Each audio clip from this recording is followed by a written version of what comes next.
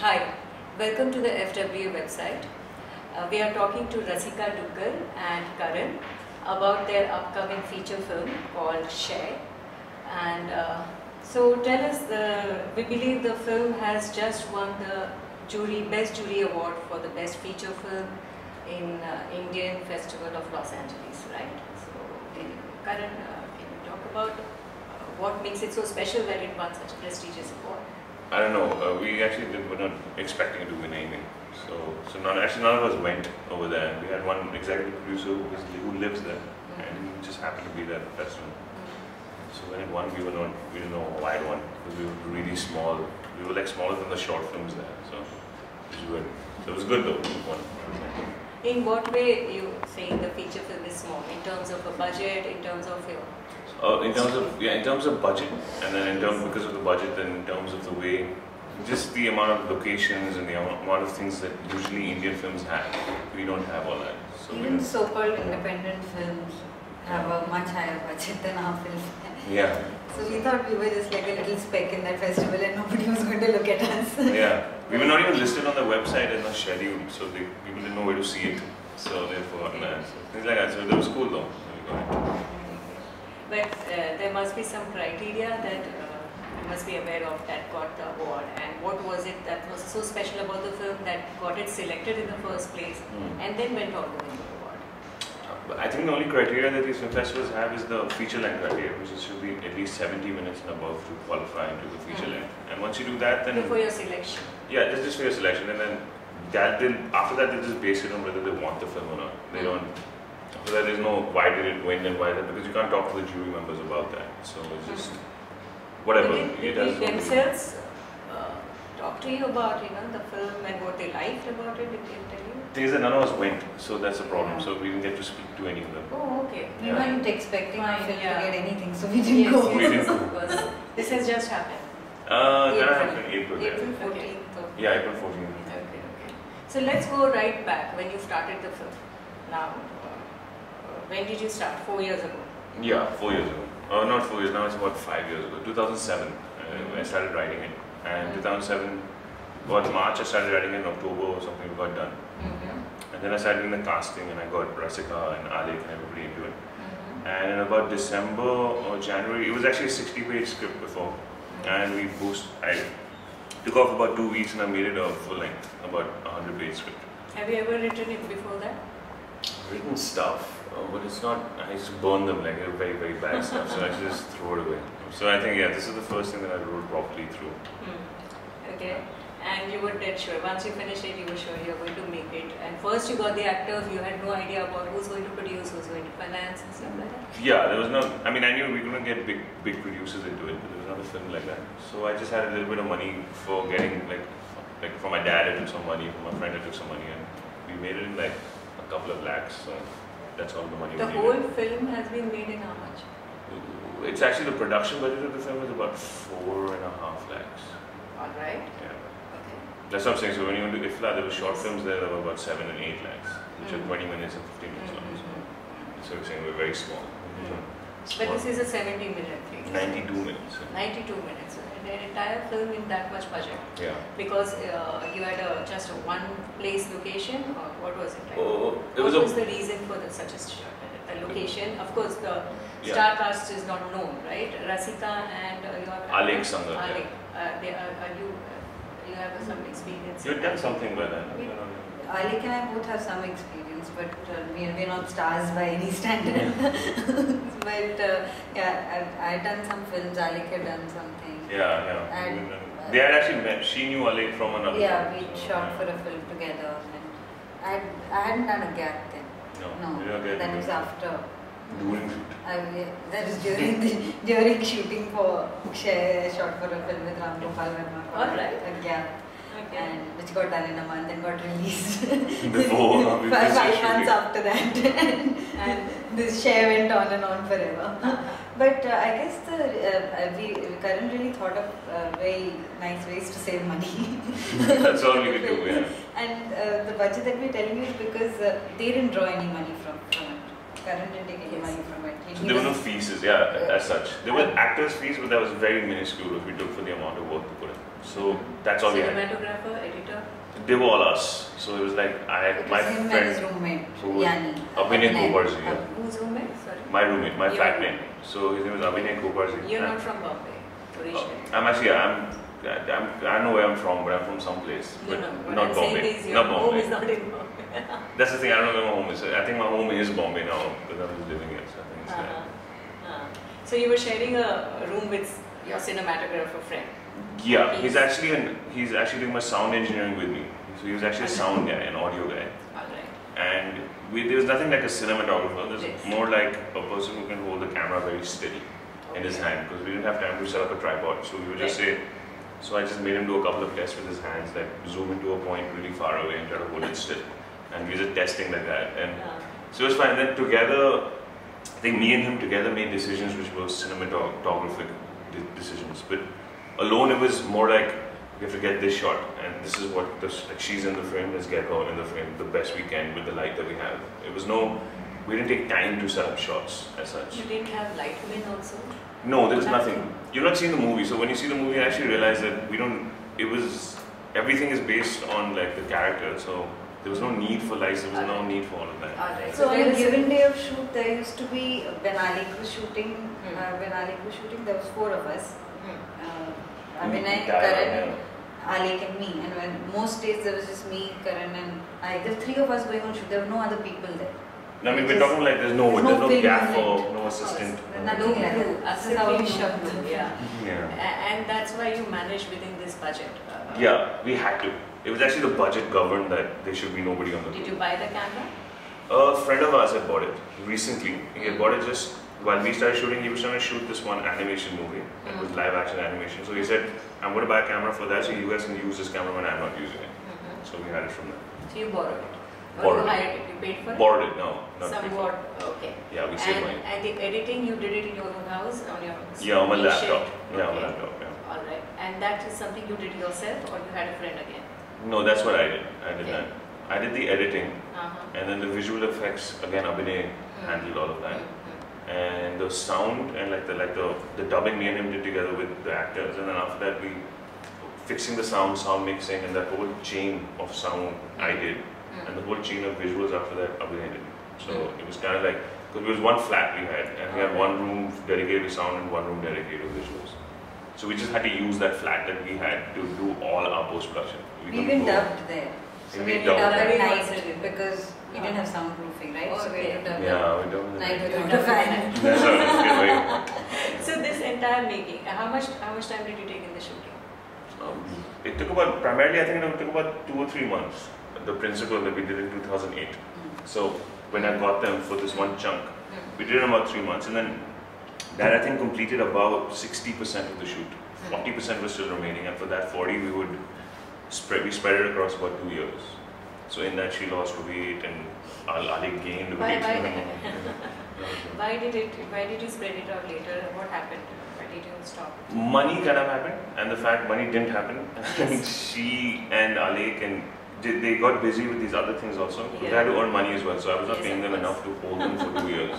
So I think that's the problem. So then they started doing their own thing. So trying to get their dates after they were gone was a little difficult. And plus, Became stars, huh?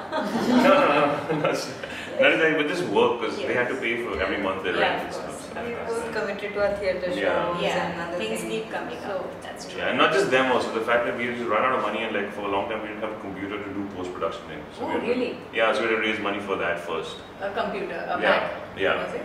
Not a Mac. It was a Hackintosh. It's like a computer which you make for a PC, but then you install OS X into it, and then it's a technical thing. And then, like for the green screen shots that we have, we had to build the green screens at home because we couldn't hire a studio. Right. So now we can't call them until we have the green screens ready. So build those. So I made these huge panels that would fit across all the walls in our living room, and then we call them up. So the green screens, how did you make it? With some canvas? No, to plywood. Just Plywood. plywood borders. So it's about 7 by like 7. I think it was about 7 by 10 feet plywood. So we just made frames. So Two you big would call frames. a carpenter or somebody to... No, I was the carpenter. You yourself did all of that as well. Yeah, huh? that was the green screen was the smaller part. There were bigger parts during the film that we had to build. Like what? Like what? I don't know, it's just these other like props and things like that we had, which were kind of big, so we had to build it through that. Yeah. So there was this one sequence where she's dreaming and she's dreaming of a lotus and things like that. So this lotus comes out of the table, which is a huge lotus, so that we had to build. That took a long You time. made the lotus. Yeah, it took a long time. Cardboard and stuff like that. No, it's a bunch of other stuff though. It's okay though. You see the movie though, you'll realize what it is. The story. There is I believe, a half sculpture of Goddess Lakshmi, and she sees it, your character sees it. Yeah, not a half sculpture, that's in the poster actually. It's Okay. a half sculpture because it's meant to be too big. Yeah. But in reality, there's a full sculpture. But it's a bigger sculpture than her. I think it's about 1.5 times her size, so it's a little bigger than her. So just about that, and it's an unfinished sculpture which she sees at a sculpture shop. And there's something about that sculpture that sort of attracts her attention towards it, and she kind of gets overwhelmed by the beauty of it, how it looks and all of that. And it looks like a normal sculpture that you would see in Bombay, but because she's always goes towards this whole drawing and painting and that kind of side of her, that sort of attracts her attention a lot. And for some reason from there, she sort of starts to get obsessed about trying to get that Lakshmi and bring her home. It just, something clicks and it sort of happens. And that's the journey of that obsession sort of taking over her life. And that is the one only thing probably you properly spent on, got a statues from somebody. Yeah, a bunch of that's them. Yeah, most actually. expensive. Yeah, I think so. You know. Yeah. It was the most expensive? How Yeah, much? it cost about $12,000. Okay. 12,000. No, it wasn't the most. Probably you spent more on the computer and stuff. Yeah. Yeah, actually. What, And now the 15,000? deposit to the house is the Yeah, we guy lost, ran yeah. away with. Oh, yeah, tell us about that adventure. I mean, there was something happening around at the same time with the house rent and No, we had rented a house and the deposit. Right. Yeah. and you need the location, so it was very important. You shot Yeah. interiors also? No, the location, he was not taking the location away from Okay. us. This was after I had wrapped up the location. We had to take the money back from the deposit money back for that house Yeah, that we right, rented. right. And that deposit money we never got back. Because that guy just sort of ate it up and he didn't give it to us. And it was in Bhander East, so we didn't have too much of time to go there with police. We did that also. Still didn't get it, so that guy still has the money. Okay, but that did not affect the film as such. It did. How? It took Alex's fees. I had to pay him a certain amount. That was his fees that the deposit had taken. Oh, alright. So I had to raise money separately for that again. Alright. That was a hard thing. Okay. Yeah, no, I'll tell you what happened was when I was about 16, when I was growing up and I was watching a lot of movies, it would come out to be that I would never believe that actors could do were actually reading from a script. It was really weird. I know it's the weirdest thing to hear because I was in plays in school and I did not realize that. But I would see actors in movies and they would speak so naturally to each other and they would talk so naturally that I was wondering that they couldn't possibly have these lines written somewhere that they're reading out from and then doing this. I thought they would just be given a circumstance. They would say, you're with this girl and a guy. You have to, Like an improvisation. yeah, like an improvisation entirely. So I thought it was like that. And then I realized that it's not like that because I got the Pulp Fiction script that Quentin Tarantino had written. And I had the book of it. And like an uncle had the book of it. So I was reading it. And I had just seen the movie like about 2-3 years before that. And I read the movie and every single, there was a cough. There were moans, groans, fight sequences, all of that stuff written to the word and done to the D in the screen. And it looked perfectly natural. So I thought that, and especially a movie like Pulp Fiction where even if he had $5 million less to make that movie, he would have still been able to make it. Because it's so cheap. Because it was just writing. It was nothing else. It was just writing and acting. There was nothing else involved in it. And a little camera. So I thought that was perfectly fun. So I thought anybody could write if they just wanted to write.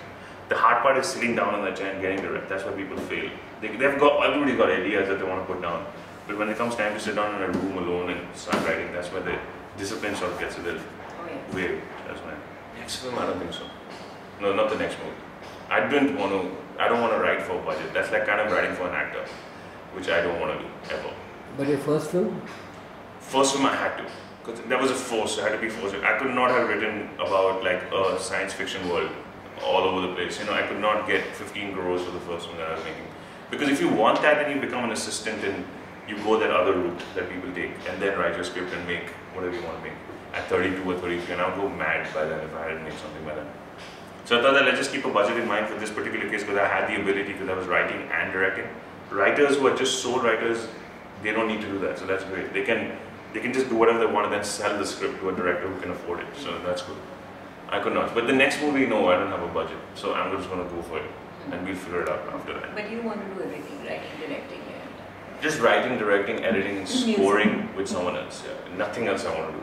I want to just leave everything, let someone else. But there are people who can do it far better than me, and I should not be doing it. So that's cool. The obsession, what were you obsessed with at the beginning? Yeah, He's just obsessed with making the movie. Really. Yeah, But just I'm making- sure, but see, the thing is, your protagonist is a female protagonist. That too, what is Lakshmi? What is it that, have you experienced something? Have you seen someone? No, What I is don't it? know. No, nothing. It's nothing. A lot of people, I get that a lot because I don't know why it's a female and why it's a woman who's going through it and why it's not a guy. Maybe it's just, I don't know, I was just trying to think of how we can shoot it because we had very little money and I knew from the start before I started writing it that we would have very little money because no one's going to invest in my great first movie that I'll make. So I decided that we're going to do it, and then I realized that if I take a man, for example, and I put him in a class which I can afford to build the world for, because I have to construct this world. So if I take the guy, in the case of our movie, Arvind, who plays a husband, if I took Arvind, he would not have time to get obsessed. He would not have that. He's too busy trying to get a job, and he can't sit at home and start, thinking of these things. But his wife, on the other hand, who has a lot more time on her hands, if you give her like the right environment, an obsession can build from in there. So the wife and the woman came from that side. But you're just honestly trying to follow obsession. Yeah. So the woman comes from there. The idea? The idea just, I don't know, I think it just came from something, I think I'm really obsessed. I'm really obsessed and I'm kind of obsessed. And I don't know, I just thought that it would be fun to make it out of that. Writers yeah. are obsessed. We all People are. obsessed. Yeah, we all are. Yeah. So it's, I don't know, I just thought that we just explore it. And it's been done a lot by other people as well, I think obsession. I never realized that. I realized that after I made it that a lot of people have made movies about obsession. In fact, the key feature of pretty much every great guy's film has been obsession. Yeah. Like every Martin Scorsese movie is about obsession. Well, that's not bad because my first short film was about a woman's obsession with her hair. Yeah, so that's what I mean. But I think it's a basic human thing for some reason, and which is sort of destroying us also. It's there. So at that point, is there any obsession that you were dealing with or something like that? And No. that you feel in retrospect has come across in this case? No, I'm not at that point. I don't think so. But I think if I'm picking a piece of music or I'm doing whatever it is, I get really obsessed about that piece of music to finish it. It becomes an obsession to finish it, to see it through till the end. Because if it doesn't, then there's no point in doing it. So when you were writing the script, it took you only 2-3 months? No, it took a little more than that. March to October, I think it's about 6 months. 6-7 months. Yeah. Okay.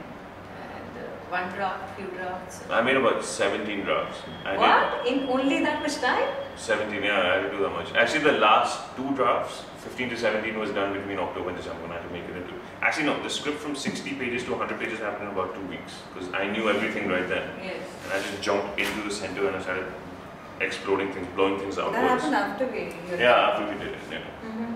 Because then I remember I called her, I had already cast her for the 60-page script, and then I told her that I think we're too short, yeah. We need to be a little longer. The obsession is not getting time to sort of develop a little bit. So we did it from there. So what are your characters like? What brought you to Rasika and your main actor that you saw in for the casting as well? Okay. What is it? But I think casting, I checked out a lot of people for getting to her. Before I got her, I was seeing a lot of other people. And you know how you were auditioning them? Yeah, we were auditioning them. And I realized that if you just, I don't know whether other casting otherwise in the rest of the industry happens in a very formal way where they make you sit there, do your thing and get out sort of thing. But what I was doing was I was making them sit there and I was talking to them a lot. So through talking to some of the people that I had, like a woman that I was talking to, she said that I don't think I can play this role, but I know someone who can. And it goes to that person. Then you get her. And she said, I don't think I can play this role, I know someone who can. And then you just go bounce around. So finally I met Rasika through that chain. And then she told me about Alek and I got in touch with her. It came from that. And the characters, what are they like? They're like, I don't know. I think she can do it. Yeah, tell me this. What is your character called? Chaya. Chaya. And she's sort of, the whole obsession is sort of shown through her life and what becomes of her life because of that obsession growing and growing. And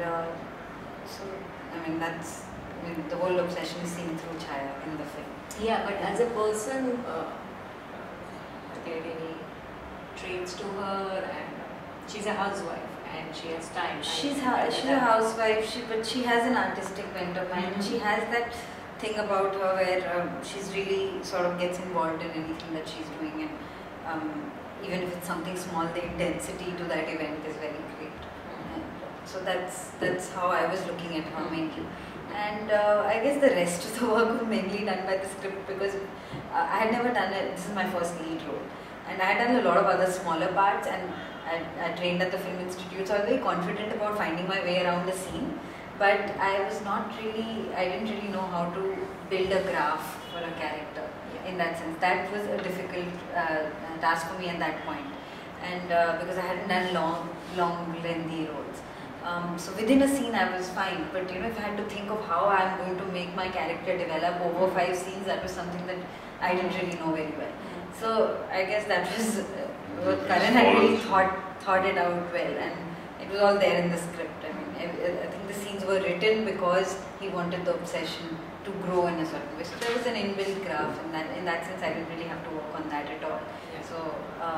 So I mean, it was really an exercise for me to realize that if a script is written well, keeping in mind a character graph, then it can really make an actor's life very, very easy. Yeah. So and it's fun to Or perform. difficult also. Or difficult actually, because many times I didn't really Understand it? Or? know. Sometimes when you're working on something as an actor, some given thing might come naturally to you, and you might feel that is correct. And but somehow in the scheme of the whole film, it's not a jump up enough from where you work. Say the next from A to B is the next normal thing to do is B, and it makes sense to you as an actor because you're just working on it instinctively. But in a film, I guess it's important to jump from A to F to make it more interesting, right? So I mean, those are the things that Karan and we talked about a lot of things, and there were lots of things that I didn't agree with, and he had to really spend a lot of time explaining those things to me.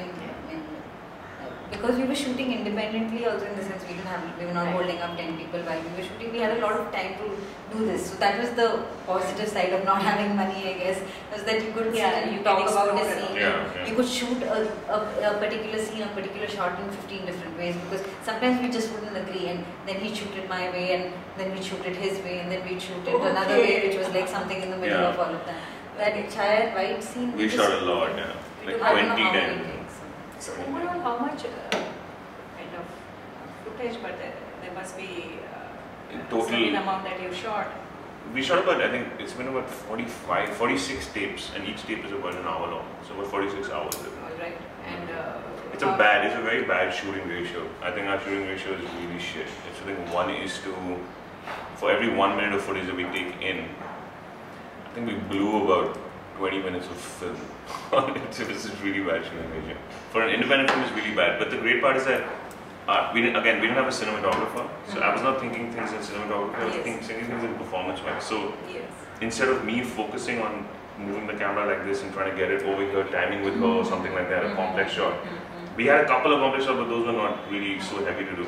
But it was more about getting her and Alek and who's acting in front of the camera to be on the mark that we were happy with. So I think that's like his scenes were very choreographed, but they were choreographed keeping an actor, the performance in mind, rather than a preconceived notion of how a camera should shoot. Yeah, I think a lot of time what happens a lot of the people, when they make a first film, they get really kind of scared of doing it. So what happens is that they start saying that I have to shine as well as a director. So it's like, let me show people what I can do, but this is my first film, it is my resume for the rest of the films I'm going to make. So even if sometimes the performance falters, at least the direction and the way I've taken the shots works out really well. But that's not what's important, is it? I don't think the way camera moves is as important as what is happening in front. But if you're not connecting with the character, your film means nothing. Yeah, the story ultimately matters. Yeah. So as a first-time film writer, filmmaker, musician, and all-handy job man, what are the learnings that you can share with the viewers? I think the main one from this movie was the fact that if you need to have a lot of either time if you don't have money, or a lot of money if you don't have time. So just figure that out. So if you have a lot of money, then you don't need to have time if you have a lot of money. Yeah. Time is anyways limited during the. Yeah, so if you go in with a deadline with a budget like ours, you can't do it. Don't do it because you make a very bad product at the end. You make like a 20% of 100% what it could have been if you had spent a lot more time on it. So You feel that your film could have come out even better with some. Given the story, you said that story has its limitations of location and 2 actors, so it was possible within this much. But supposing you had stretched a little and you had access to the budget, you feel that the film would have come out any better? No, the film wouldn't have come out any better, it would have come out earlier. Like I said, if you have more time, the time reduces. If you have more money, the time reduces. Right. So, what we took about 4 years, in that 4 years, there was about a year and a half or so of just waiting, of doing nothing. Just sitting around and waiting for money to come or waiting for something to happen. So if I had like 2 crores suddenly in the middle of nowhere, I would then not build a green screen, I would just go to the studio and do it. And we could do it like that quickly. And I would pay them for 5 months in advance so they could give me all their time. So things like that. So then you just quickly can just finish it off. And how long did you take over the edit? Edit took about 6 months. Took a little while. I'll tell you why also, because it's not meant to take that long, because I could not render I was doing it on a little laptop, and that laptop would not allow me to press play and see the cut that I made. You have to render the cut, so you have to wait, process it, and see it outside. So it's really bad. Because after that, I remember I got a Macintosh now, like last year, and I was editing on that, and I was seeing how easy it was. If I had that, I would have done the edit in like 3 months. It would happen quicker. So stuff like that, all this problems like that. And my electricity supply in my house was short-circuiting, so every time someone rang the bell, my sound card would go off. So my sound would go off every time someone rang the bell. So things like that. It was just stupid. So it was just things that just come in the way and frustrate you even more. Okay. And when you now coming to the distribution, now that you've made it and you sent it to a few festivals. Besides the LA festival, any other festival? Oh, we showed it at the beginning in Chicago International Film Festival. It happens in Chicago. Premiere there. The world premiere there. Then we did South Asian International Film Festival, that's in New York. It's called SEF. He got Best Director. Yeah, we won something there also. And then we did Dubai International Film Festival. And now we're doing Shanghai International Film Festival. And we did Transylvania. Oh yeah, we did Transylvania. Yesterday. Sending all that also costs quite a bit. Oh yeah, it takes a lot of money. Then we later found out that we don't need to do that. You can just contact the person directly and send in a film to them. You don't need to pay that fees. You just have to pay for postal, which is again a lot of money also. So you send contact the people, the festival direct.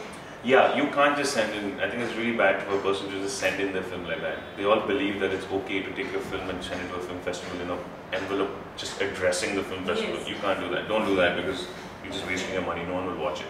Okay. So try to find someone who knows someone in there who will make sure the right people watch the film. Then they have programmers, legitimately, right? They have programmers for festivals. So it's better to make a programmer watch your film rather than make somebody else in that other country. Or no one watch the film. There's 3,000 to 4,000 films, all the way up to about 10,000 films they get, and they have to watch them all in 3 months, which is impossible to do. So you didn't really know the people there, so you would still contact unknown people there and tell them about your film that you are sending? Or? No, like initially we were just sending it because we were just gullible, so we didn't know what the hell to do. And then later on we started realizing that that's not the way to do it, because you went to like Chicago and the director there said that you guys just can't send films and like I'll help you with some of them and get someone else to help you with some of them. So I'm like put in a word for you.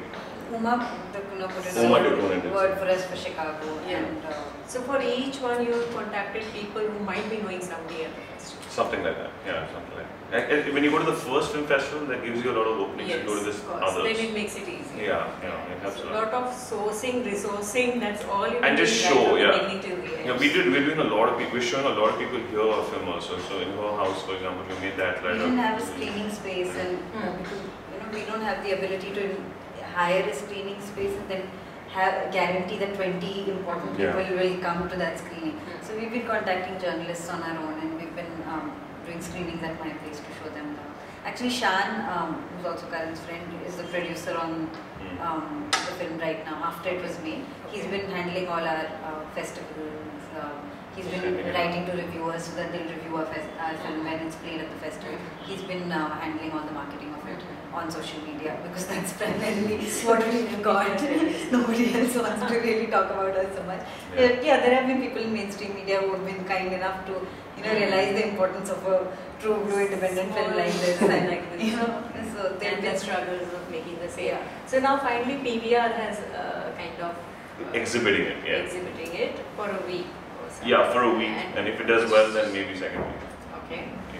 So we're coming out in about 7 screens.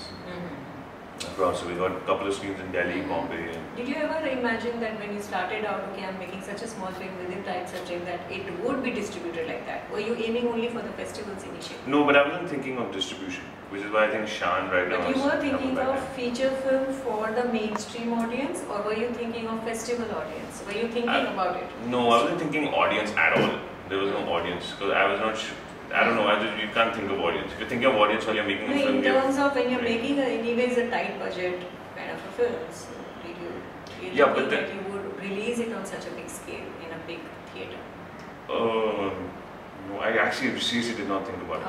I actually don't know. I can't think like that. Like it's really, even if, so while we were making it, also we were asked that question, like, what do you plan to do once you finish it? Yeah. I was like, and that was when the first year when we were into the film. And I had no idea that we were going to take 3 more years. So that person who had asked me that question probably now has forgotten that I was ever making a film. So it doesn't exist anymore. So I don't know, I never thought of that. But then now that it is getting that big screen and a lot of people can see it, that's great. But it's too small to get that kind of. Now that I think about it, is in the rest of the market that's out there. Actually, that's a question that I find very tough to answer always. Yeah. I somehow never think of what's going to happen to that project. And none of us cared, yeah. None of us really cared actually. We didn't. We just said, let's just make the best film we can. I didn't even think that it was going to be completed because of the he knew it was because he was completely focused on that. But I didn't have that much confidence in him then. Yeah. And that makes sense. But I used to just go on a day of shoot and think that I just want to shoot today. It's like practice. After a while it just became, okay, I can just hone my skills. I'll just use it. Yeah, so that's cool. That came out well. So, but we're quite fascinated by the fact that because if you see a person's first film, especially on a budget like this, they base it all on dialogues. So they base it all on 2 people sitting together and having a conversation. And through the dialogues and the writing, you make it come up. We didn't do it like that. We sort of did it not based on dialogue, but based on the atmosphere and based on the mood of it. So it wasn't and I think that was quite a cool achievement. And that came out because of the fact that we know sound, and we are technically very proficient. With the little money that we have, we can still do it a lot. Because through piracy and a lot of other things that people hate and all the big guys are against, we are for it because if it wasn't for piracy, I would have made this film because we have to download illegal softwares and give them money for it later.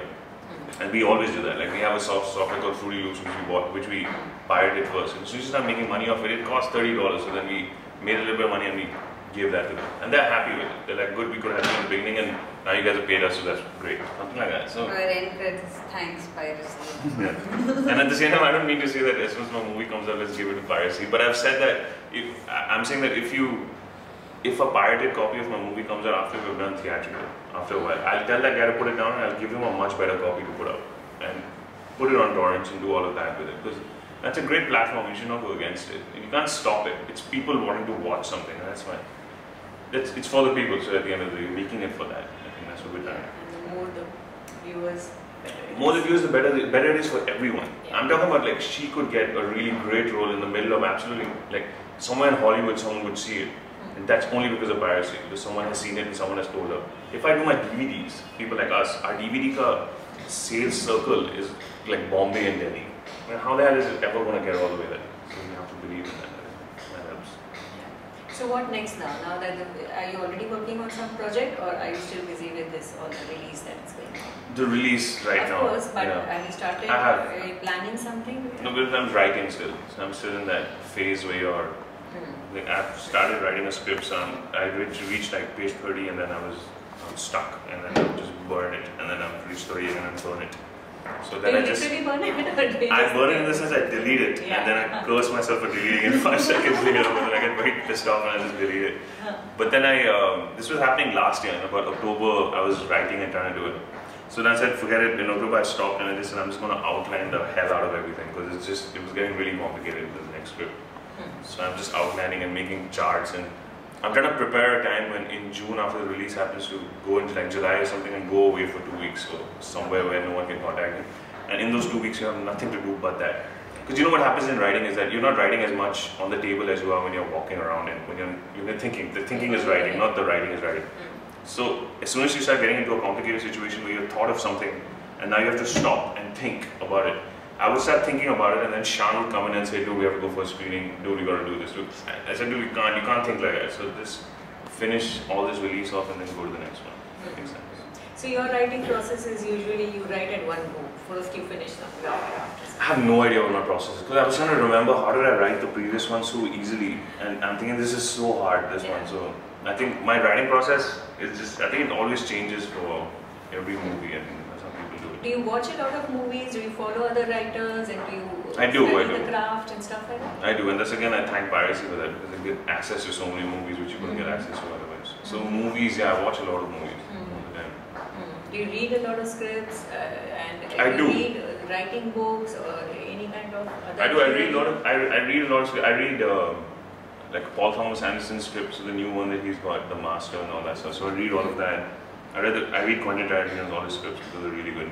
And Charlie Kaufman, who made just a bunch of Hollywood guys. So I read all their scripts. I have to because it's a learning process. Because the film that comes out at the end is the director's vision, but the script that they write is the writer's vision, which is you really need to know that when you are writing yourself. It just gives you all it does is not to copy them or do anything. All it gives you is the boundaries of writing. It tells you that this was the boundary that might have been set in your head and here you can cross it. Here you can cross it and you please cross your boundary. That's what they tell you. And that's great. Yeah, the opening up. Yeah, because sometimes allow yourself to be free to yeah, a certain extent. Yeah, because I think sometimes what happens, especially once you've made the first film, the worst part about it is the fact that people now tell you what they thought of your first film. And you don't want to hear that. Because as soon as they start telling you what they thought, they start telling you stuff like, you know, that scene over there was too slow. So there's obviously a part of your head which is saying, okay, why did the person think it's too slow when in my head it's really fast? And then they say that, you know, because the dialogues were not fitting in really well or something. So then you say, you know what, next movie I want to make sure that my dialogues are fine. Which is wrong, because right after that guy said it, another screening where another person has come and told you that that scene was really great. So you just like, you have to know where to stop and where to feel that boundary out. So I think with the writing, you just have to remember that when you're writing the next one and anyone, that don't forget yourself in it, because you get programmed to sort of work with everybody else's assumptions and you lose yourself. And as soon as you lose yourself, the character you make has lost herself and himself, and it's all gone down the drain. It's not happening. Well, be ready for the feedback now that your film is getting released. Yeah, yeah. So, thank you very much. Thanks a lot. Thank you.